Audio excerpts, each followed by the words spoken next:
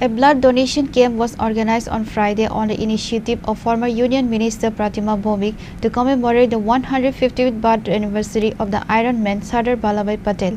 Attended by Sunil Deodar, founder of My India Foundation, News Today President Surjit Pal and other members.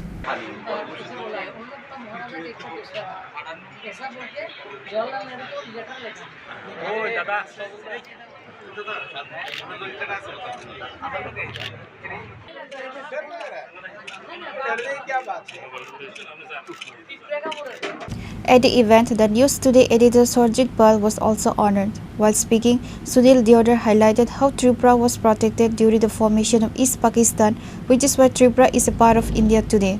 He stated that Sardar Vallabhbhai Patel did a great service for Tripura. देखिए, सरदार वल्लभ भाई पटेल इस देश के पहले deputy prime minister और गृह मंत्री जो थे, उन्होंने सबसे बड़ा उपकार इस देश के ऊपर किया।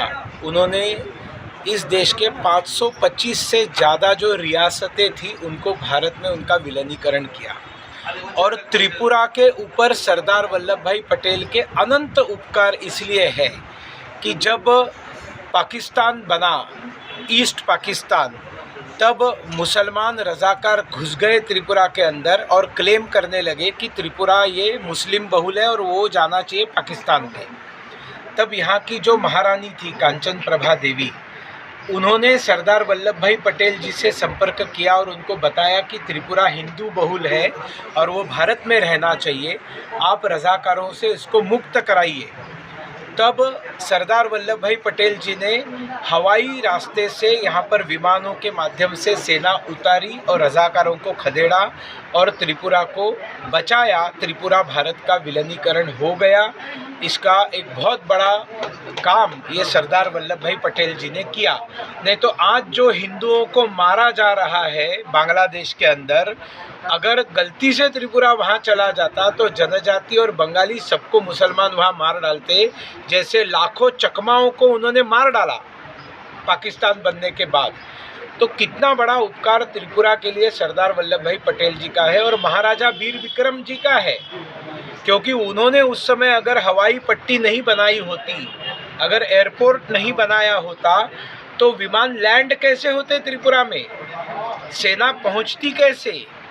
तो महाराजा वीर विक्रम का उपकार है, महारानी कांचन प्रभा देवी का उपकार है, सरदार वल्लभ भाई पटेल जी का उपकार है कि त्रिपुरा आज भारत का हिस्सा है।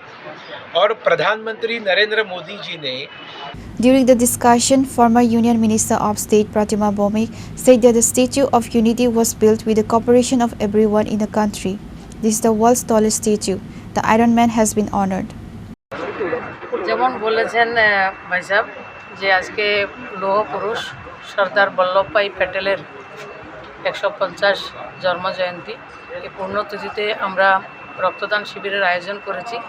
যারা রক্ত দিতে এসেছেন তাদেরকেও ধন্যবাদ, যারা নিতে এসেছেন তাদেরকেও ধন্যবাদ। আপনারা সাংবাদিক যারা বন্ধুরা রয়েছেন আপনাদেরকেও অনেক অনেক শুভেচ্ছা এবং ধন্যবাদ।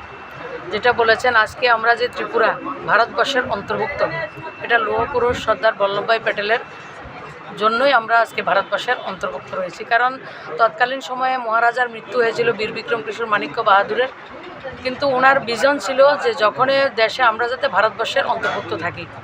মহারানী কাঞ্চনপ্রভা দেবী একটা কমিটি বানিয়েছিলেন যে ত্রিপুরা কোন দিকে যাবে।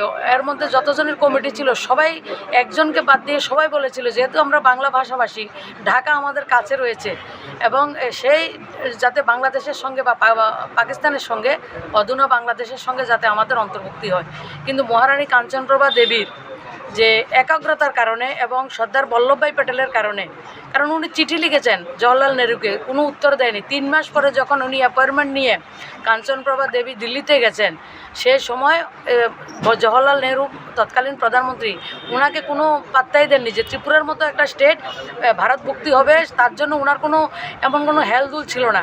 সর্দার বল্লভভাই প্যাটেল ওনার সঙ্গে কথা বলে এবং ত্রিপুরা রাজ্য ভারতবর্ষের একটা বিশেষ মহত্বপূর্ণ জায়গা রয়েছে, সেই জন্যে আজকে মহারানী কাঞ্চনপ্রভা দেবী এবং সর্দার বল্লভভাই বল্লভভাই প্যাটেলের জন্য ভারতবর্ষের 500-র উপরে যে ছোট ছোট রাজ্য ছিল যেমন অন্তর্ভুক্ত হয়েছে, তেমনি আমরাও আজকে ভারতবর্ষের সংখ্যা অন্তর্ভুক্ত রয়েছি সর্দার বল্লভভাই প্যাটেলের জন্য। না হলে আজকের দিনে যে বাংলাদেশ 71-এর যে বাংলাদেশ যেটা হচ্ছে, যে গণহত্যা হচ্ছে হিন্দুদের উপরে, হিন্দু হোক, বুদ্ধিস্ট হোক, খ্রিস্টান হোক, যে একটা গণহত্যা চালু হয়েছে বাংলাদেশে গত এক বছর ধরেও আমরা আরেকটা দেখছি, সেই বিভীষিকাময় পরিস্থিতি আমাদেরও হতো।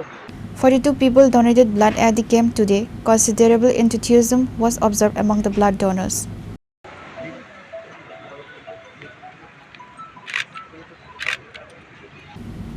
Reported by Amit from Agatla, Chinikhora.